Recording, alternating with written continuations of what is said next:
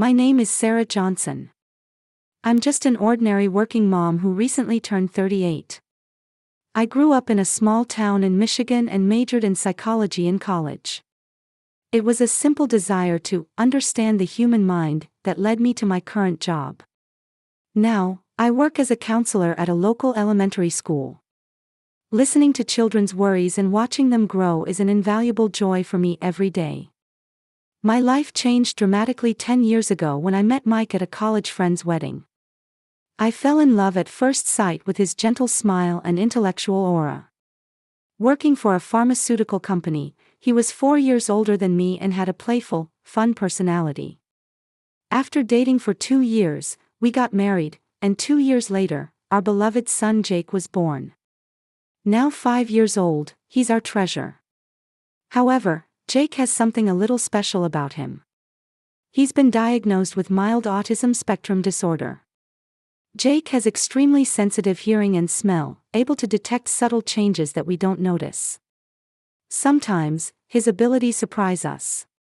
For instance, he once noticed that our neighbor had started wearing a new perfume before we did. "Mom, Mrs. Wilson next door smells different," he said. At first, I didn't understand what he meant. But when I greeted her the next day, I realized she was indeed wearing a new perfume. Jake's traits sometimes cause him distress. He dislikes noisy places and can occasionally have sudden panic attacks. Still, our family respects Jake's individuality and strives daily to understand his world. All children are gifted. They just unwrap their packages at different times. This is a quote from an educator I admire.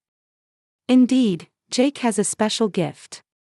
At the time, we had no idea that this gift would be the beginning of an unexpected adventure for our family. Around the time Jake turned 4, our lives began to change gradually. His autism symptoms slowly but surely worsened. One day, while at the supermarket, Jake, who usually sits quietly in the shopping cart, suddenly covered his ears and started screaming. As other customers turned to look in surprise, I was at a loss. Later, we learned that the store's announcement had sounded unbearably loud to him. As such incidents increased, we decided to consult a specialist. The diagnosis was harsher than we expected. Jake's sensory hypersensitivity was progressing rapidly, and the frequency of his panic attacks was increasing accordingly. If left untreated, this could significantly impact Jake's social development, the doctor said. We need to start appropriate treatment as soon as possible. Mike and I looked at each other upon hearing those words. Our town didn't have facilities that could provide the specialized treatment Jake needed. To be honest, the doctor continued, choosing his words carefully, I recommend moving to a metropolitan area for Jake to receive optimal treatment. There, you'll have access to more specialized treatment facilities and experienced professionals.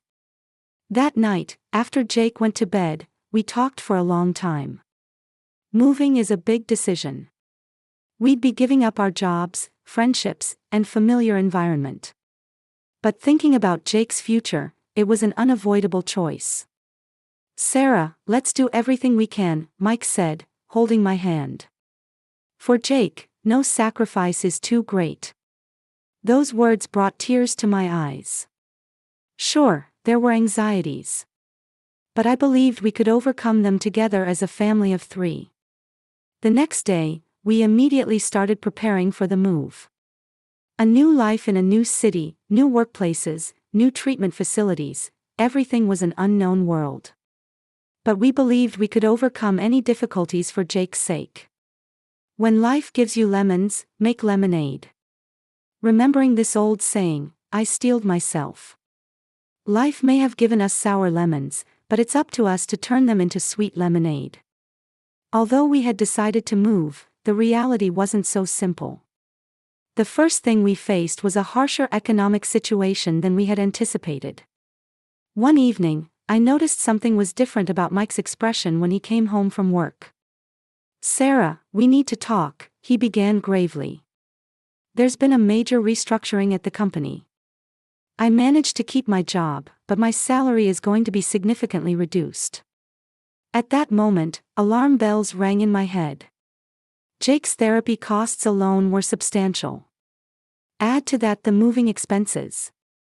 How much of a reduction? I asked nervously. 30%, Mike answered, looking down. Hearing that number, I was at a loss for words. A 30% reduction was enough to fundamentally upset our lives. Still, we couldn't give up. We desperately started searching for a new home. Finding a property near a big city, close to Jake's treatment facility, and within our budget was a Herculean task. This is like looking for a needle in a haystack, I grumbled. Mike gently put his arm around my shoulders. It'll be okay. We'll find something. Don't give up, he said. After days like this, a ray of light finally appeared.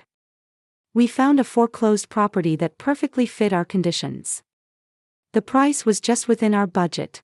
Can you imagine making $10,000 a month just from YouTube, all from home? That's exactly what I did with Reddit Stories. No face, no voice. Check the link in the description if you're curious. We'd have to dip into our savings to afford it. This is our only option, Sarah, Mike said with a serious expression. It may not be ideal, but it's for Jake. If we think of it as a temporary measure. I had to agree. If we missed this house, who knows when we'd find another good property. Jake's treatment couldn't be delayed any longer. On the day of the contract signing, Mike let out a small sigh as we signed the documents at the real estate office. I didn't miss the look of guilt that flashed across his eyes, but at the time, I didn't have the luxury to dwell on it. A new life in a new house. Everything will work out, Mike said with a forced smile. As I nodded at his words, a small anxiety sprouted in my heart. Was this decision really right? But when I thought of Jake's smile, even that seemed like a trivial worry. On moving day, we were bustling about from early morning.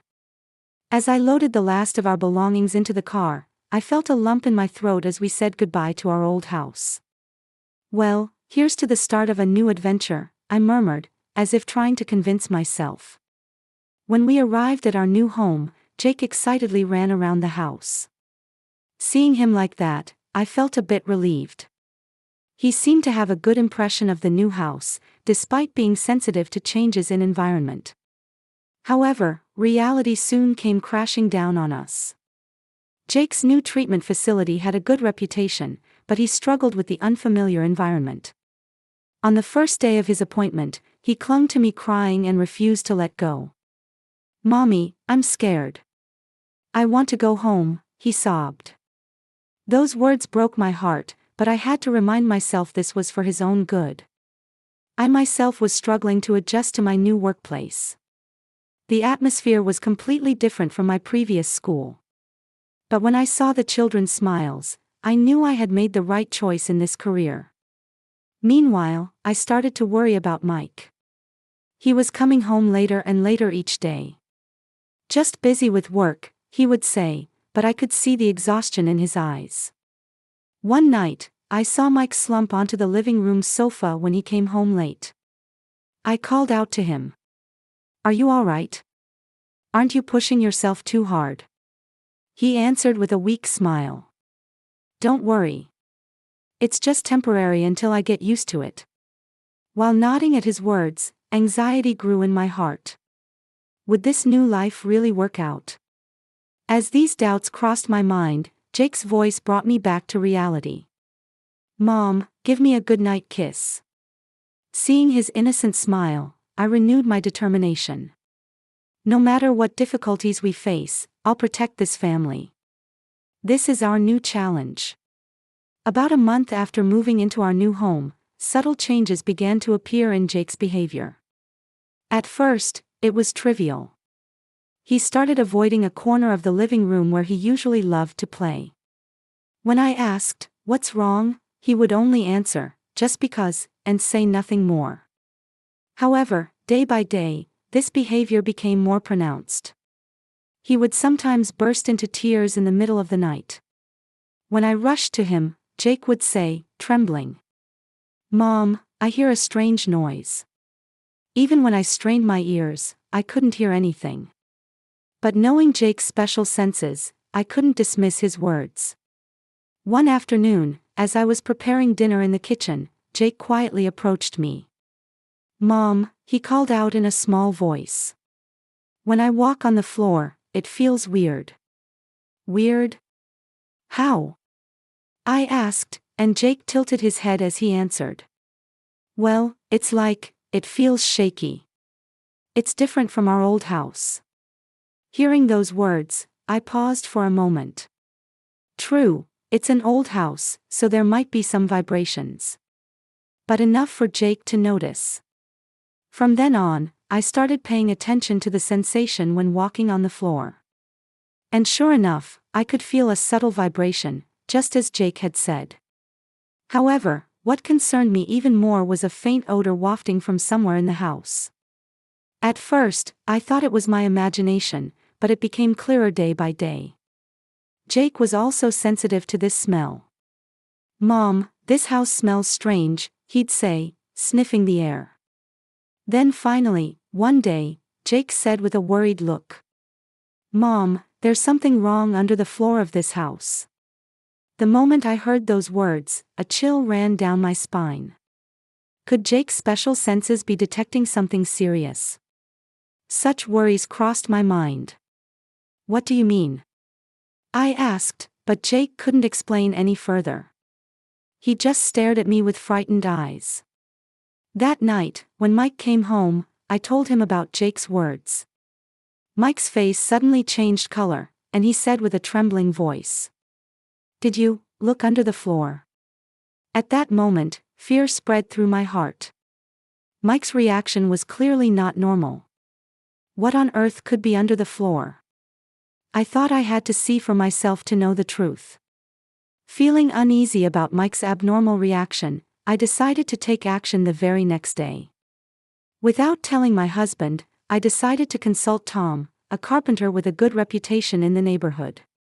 Tom, in his mid-60s, was a man with a gentle smile that left an impression. He was known in the area for his skilled craftsmanship. An inspection of the crawl space. Tom repeated, looking a bit surprised. "This house shouldn't be that old." I explained about my son's special senses and the uneasiness we felt. Tom listened to my story with a serious expression. "I understand. Let's take a look." About 15 minutes after Tom had crawled under the floor, I heard his voice. "Mrs. Johnson, could you come here for a moment?" There was a tension in his voice as if he had discovered something significant. Nervously, I peered into the crawl space to see Tom illuminating something with his flashlight. "Look at this," Tom pointed to the underside of the floorboards. "There's considerable moisture and mold. This could be a structural issue." I gasped. "Mold? Could that be the source of the smell Jake and I had noticed?" "Also," Tom hesitated, "there are a few other concerning points." "What exactly?" I pressed. But Tom's answer was vague. "Well, we'll need to investigate further. At this stage, I can't say for sure." I felt uneasy about his attitude. It was as if he was hiding something. As Tom finished his inspection, he seemed unusually restless as he prepared to leave. Before going, he turned to me with a serious expression. "The condition under your floor is not normal. I can't give you details, but you should be careful." Hearing those words, my uneasiness turned into certainty. This house had some secret. And Mike might know about it too. After Tom left, I stood dumbfounded in the living room. Outside the window, the peaceful afternoon sun was shining. But contrary to this tranquil scene, my heart was covered in dark clouds. What on earth was happening in this house? And what was Mike hiding? These questions kept spinning in my head. A few days after Tom's inspection, I began to observe Mike's behavior more carefully. And I started noticing changes that I hadn't been aware of before. The first thing that caught my eye was his suspicious late-night outings. I found myself waking up more often to the sound of the front door quietly opening at 2 or 3 in the morning. Peeking out the window, I'd see Mike getting into his car, carrying something. When I asked the next morning, "Where did you go?"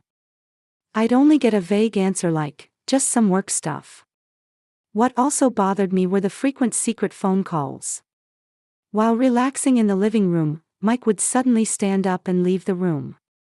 Then I'd hear hushed conversations from the hallway. Only fragments like, "Got it, understood," would occasionally be audible. Family communication had also noticeably decreased. Even during dinner, there were no longer the enjoyable conversations we used to have. Mike would just silently eat his meal. When Jake would say, "Dad, today," Mike would only respond with an absent-minded, "Oh, is that so?" Amidst all this, what worried me most was Jake's health. He complained more often of headaches and dizziness, and said he had trouble falling asleep at night. "Mom, my head feels all spinny." Seeing Jake wake up crying and saying this in the morning broke my heart. Oddly enough, Mike's reaction to Jake's health issues was unusually sensitive. "Let's take him to the hospital. We should have a specialist look at him." Even for minor symptoms, Mike would worry excessively and want to take Jake to a medical facility immediately. His attitude seemed to go beyond normal fatherly concern. One night, Jake crawled into my bed saying, "Mom, I had a scary dream." As I held him, I asked, "What kind of dream was it?" Jake answered in a trembling voice, "Dad." Dad came out from under the floor with a scary face. Those words sent a chill down my spine. Could Jake's intuition be sensing something serious? Such anxiety gripped my heart. Outside the window, the sky was dimly lit just before dawn. In the silence, I steeled my resolve. I had to uncover the secret of this house and the truth behind Mike's changes, no matter what. Even if it threatened the peace of our family. To uncover the truth, I decided to investigate in 4 directions. First, I delved deep into the local drug problem. As a school counselor, I couldn't help but be sensitive to the students' home environments and community issues. Around that time, drug-related consultations had been increasing. I found some suspicious pills in my child's possession. I heard a rumor that one of my students is illegally selling prescription drugs. Such voices had been rapidly increasing over the past few months. When I checked back issues of the local newspaper at the library, I found that drug-related arrests were indeed on the rise. Articles about illegal prescription drug trading were particularly noticeable. Next, I decided to look into the history of the house. I discovered a startling fact. Our house had changed owners twice in the past 2 years. Moreover, each sale had occurred within a year of purchase. The last owner's name was John Smith. Thinking I'd heard the name somewhere, I did some research and found it was the same name as the boss of a large-scale drug trafficking organization that had been busted last year. Could it be a coincidence? The third lead was Mike's past. I looked into the pharmaceutical company where he worked. I discovered that the company had recently undergone an internal investigation for illegal drug diversion. It seemed Mike's department had been part of the investigation. Surely, Mike couldn't have. I tried to dismiss my thoughts, but the doubts wouldn't go away. Lastly, I set out to gather information from the neighbors. Mrs. Wilson, known as the neighborhood's best source of information, was my target. "Mrs. Wilson, do you know anything about the previous occupants of this house?" I asked casually. She looked around before answering in a low voice. I shouldn't say this too loudly, but suspicious people were often coming and going in the middle of the night. And they were strangely conscious of noise. But one day, they suddenly moved out. I think it was after the police came. Hearing those words, various pieces started connecting in my mind. The increase in local drug problems, frequent changes in house ownership, the internal investigation at Mike's company, and the suspicious behavior of the previous occupants. It all seemed to suggest some great darkness. However, I still didn't have any conclusive evidence. What if my suspicions were wrong? I even felt guilty for doubting my family. But for Jake's safety, I needed to know the truth. Even if it threatened our family's happiness. Whatever the truth might be, I was determined to face it. While pursuing my investigation, new problems were surfacing in our daily lives. Financial difficulties were gradually becoming apparent. One day, I opened an envelope from the mailbox to find a notice from the bank.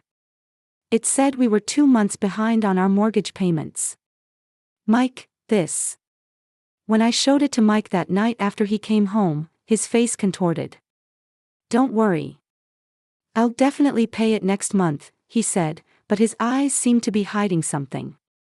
The following week, as if to add insult to injury, I received a call from Jake's therapy facility.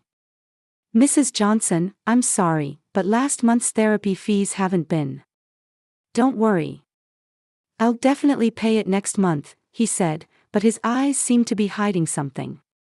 The following week, as if to add insult to injury, we received a call from Jake's therapy facility. Mr. and Mrs. Johnson, I'm sorry, but last month's therapy fees haven't been. After hanging up the phone, I was dumbfounded. Had Mike lied about having paid it? Then came the final blow. Jake's primary doctor proposed a new treatment method. This approach could significantly improve Jake's symptoms. However, the doctor continued, choosing his words carefully. Since it's not covered by insurance, the cost will be quite high. When I heard the amount, I gasped. It was far beyond what we could afford in our current financial situation. That night, when Mike came home late, I was shocked by his appearance. His usually neat suit was disheveled, and there were dark circles under his eyes. What happened? I asked, and Mike answered, looking exhausted. Just some overtime. But I felt those words were a lie. There was a peculiar smell coming from Mike's clothes, different from his usual office scent. A few days later, I woke up in the middle of the night to find Mike wasn't there. As I quietly went downstairs, I overheard Mike talking on his cell phone in the living room. Got it. Tomorrow night then. Yes, the usual place. After hanging up, Mike let out a deep sigh. His back seemed to carry an immeasurable weight. As I returned to the bedroom, I felt a tightness in my chest. What on earth was Mike hiding? Back in bed, I gazed at Jake's sleeping face. I thought I was willing to make any sacrifice for his future. But what if that sacrifice involved something illegal? In the darkness, I steeled my resolve. Tomorrow, I would have to uncover everything. For the sake of our family's happiness. The next day, after Mike left for work and I sent Jake off to school, I made up my mind. It was time to uncover the secret beneath the floorboards. I opened the entrance to the crawl space that Tom had used, and with flashlight in hand, I plunged into the darkness. The smell of damp air and dust assaulted my nose. As I progressed, I could see the traces of moisture and mold that Tom had pointed out. But that wasn't all. As I moved deeper, the air changed. Some kind of plant smell. And a faint mechanical hum. My heart started to race.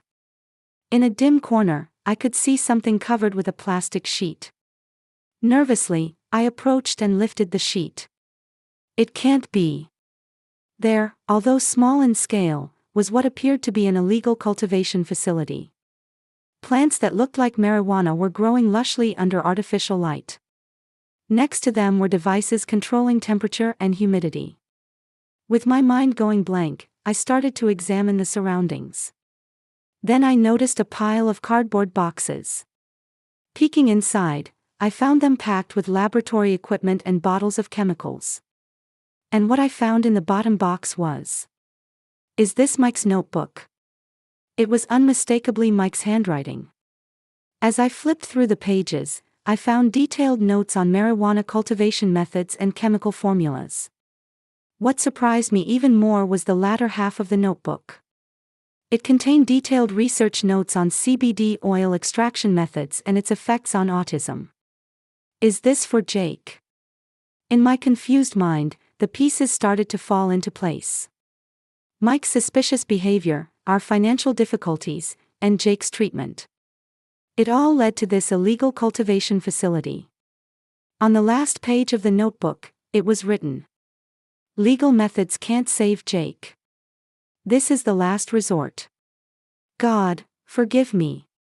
Those words filled me with a mix of anger, sadness, and complex emotions. What Mike was doing was certainly illegal. But it was all for our son. At that moment, I heard the floorboards creaking above me. Someone had entered the house. I hurriedly put the evidence back in place and climbed out of the crawl space, only to find Mike standing there with a pale face. "Sarah, what are you doing?" His eyes were filled with fear, resignation, and deep sorrow. A heavy silence fell over the room as we stared at each other wordlessly. What would become of our family from here on? We didn't yet know the answer. The only thing certain was that there was no turning back. Now that we knew the truth, we were forced to make a decision. In the oppressive atmosphere of the living room, Mike and I sat facing each other. Only the ticking of the clock broke the silence. "Will you talk to me?" I asked quietly, but with firm resolve in my voice. Mike heaved a deep sigh and raised his head. His eyes reflected a fatigue and anguish I had never seen before. "Sarah, He stammered, searching for words. "I wanted to save Jake." And then he began to tell me everything. The truth about the layoffs at his company, the struggle with high treatment costs, and how he ended up resorting to illegal cultivation. There were limits to legal treatments. CBD oil had the potential to dramatically improve Jake's symptoms. But it was difficult to consistently obtain high-quality oil. Mike's voice trembled. So I decided to make it myself. Using my experience from the pharmaceutical company. "But that's illegal." I raised my voice involuntarily. "What if you get caught? What would happen to Jake?" "I know," Mike lowered his head. "But there was no other way. The expensive treatments not covered by insurance, the mounting debts. At this rate, Jake has no future." His words made anger and understanding clash within me. Certainly, breaking the law is not excusable, even if it's for Jake's treatment. But I could painfully understand the feelings of a father who would go this far for his son. "Why didn't you tell me?" I asked, holding back tears. Mike answered, looking pained. "I didn't want to worry you. And I didn't want to involve you in a crime." After a moment of silence, I said with determination, "Mike, no more illegal activities. But, let's figure this out together." Mike looked at me with surprise. "Family is everything." That's what Michael J. Fox said. Even he has cherished family bonds while fighting his illness. We can do it too. Tears welled up in Mike's eyes. "Sarah. I'm sorry. I'm so sorry." At that moment, we heard the front door open. Jake had come home from school. "Mom, Dad, I'm home." His cheerful voice rang out. Mike and I looked at each other. The road ahead would certainly not be smooth. But we silently vowed to overcome it together, the three of us. "Welcome home, Jake," we answered in unison as we stood up. Ready to take a new step forward. That night, after putting Jake to bed, we gathered in the living room again. It was time for an important discussion about our family's future. "First, this illegal activity stops immediately," I began in a stern tone. Mike nodded silently. His expression was a mix of regret and determination. "But we have a mountain of problems," I continued. "The debt, Jake's treatment costs, and then, what to do about what you've done." A heavy silence fell. Then Mike quietly spoke up. "I think I should turn myself in." I gasped at those words. I had anticipated it, but actually hearing it made my chest tighten. Really? But if you do that. I know, Mike interrupted me. But I can't keep lying anymore. For Jake's sake too, I want to be a father who lives honestly. His resolve left me speechless. I felt anger and disappointment. But at the same time, I felt respect for my husband. I took a deep breath and said, "It may be a difficult time now. But if we overcome this trial, surely better times will come." Mike gave a small smile. "You're really strong. To accept someone like me. We're family," I took his hand. "Let's get through this together." That night, we talked until dawn. The timing of turning himself in, arranging for a lawyer, and how to explain things to Jake. We made plans one by one. The most difficult part was how to handle Jake. How much of the truth should we tell him, how to explain that his father would be away from home temporarily. "Jake is a smart boy," I said. "Let's explain it to him in age-appropriate terms, but without lying." Mike nodded sadly. "I'll talk to him properly. I think I need to show my son that I made a mistake and that I'm trying to make it right." By the time dawn broke, we were exhausted, but at the same time, we felt a sense of clarity. The future was uncertain, and difficulties lay ahead. But we had the conviction that we had faced the truth and chosen the right path. "A new beginning," I murmured as I watched the sky begin to change color. Mike silently put his arm around my shoulders. In his embrace, I felt the long night coming to an end. A year has passed since then. Our new life, which began with Mike turning himself in, has been more challenging than we imagined, but it has also brought us many lessons and growth. Mike avoided prison time through a deal with the prosecutor, instead being sentenced to participate in a rehabilitation program and perform community service. Every weekend, he volunteers at a support group for drug addicts in our area. There, he shares his own experiences and urges young people not to repeat the same mistakes. Today, 3 more young people decided to turn their lives around, Mike reported proudly the other day. There was a spark in his eyes that I had never seen before. I, too, have changed greatly over this past year. Inspired by Mike's case, I've become involved in the movement to legalize medical marijuana. If only we could have legally obtained high-quality CBD oil. That thought is what drives me. Speeches at the state legislature, signature campaigns, and dialogues with patients' families. It's all new to me, but I'm starting to see small changes. Recently, our activities were featured in the local newspaper, and I could feel the circle of support growing. But what makes me happiest is the change in Jake. Perhaps it's the result of the new treatment and our strengthened family bonds. His symptoms have been improving gradually but steadily. The other day, I received a call from Jake's teacher. Jake is spending more time playing with his classmates. It's truly wonderful progress. Those words brought tears to my eyes. Of course, not everything is smooth sailing. We still face financial difficulties, and sometimes we feel cold stares from those around us. But we're not lonely like we were before. The people we've met through Mike's rehabilitation program, the companions we've encountered through our activism. Their presence supports our family. Jake's smile, Mike's sincere attitude, and my own growth. It's a scene I couldn't have imagined a year ago. Certainly, our choices were wrong.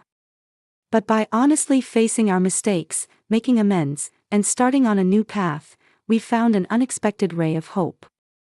Outside the window, a wind heralding a new season is blowing. Our story has only just begun. While I'm a bit anxious about what chapters await us, I find myself more excited than anything. Our family of 3, walking hand in hand. Surely, a bright future awaits us ahead.